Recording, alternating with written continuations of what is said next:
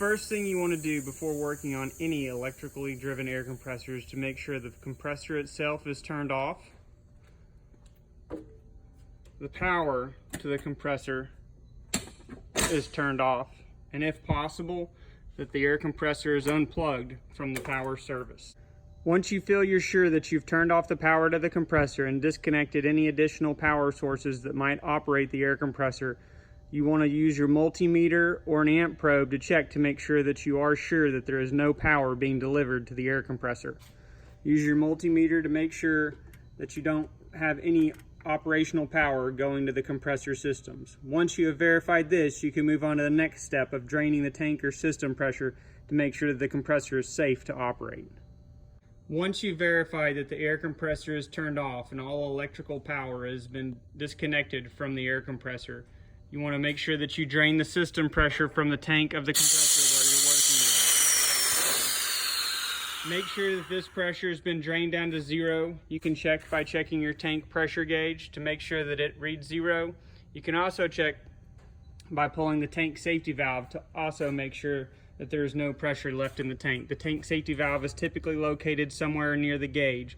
Once you've checked all these things, your compressor is now safe to work on. Now I'm going to show you how to replace the check valve out of your compressor tank. Depending on the configuration of your compressor, the check valve may be located in different areas on the tank. The check valve on this tank is located on the end portion on a horizontal style tank. On some vertical tanks, the check valve may be located on the side of the compressor tank. On other vertical compressors or horizontal compressors, the check valve may be located in the top of the tank.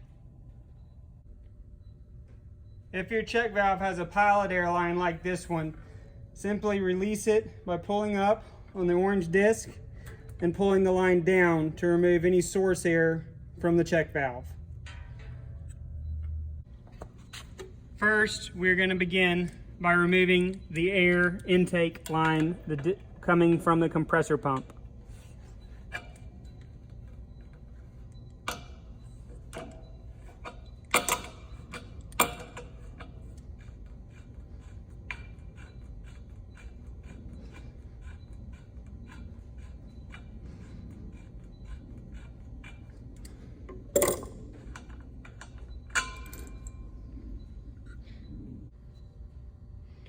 Next, we will remove the check valve from the compressor tank.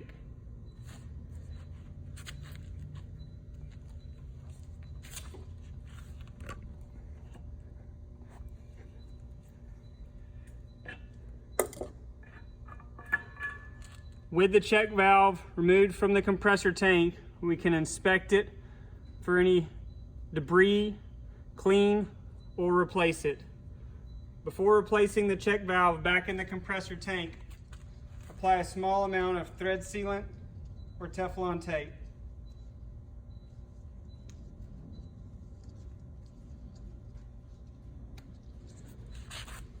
At that point, you can then reinstall the check valve or replace with a new check valve back into the compressor tank.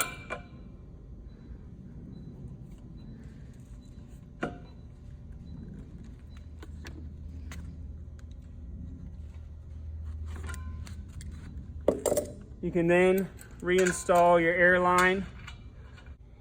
Reinstalling the air line to the check valve.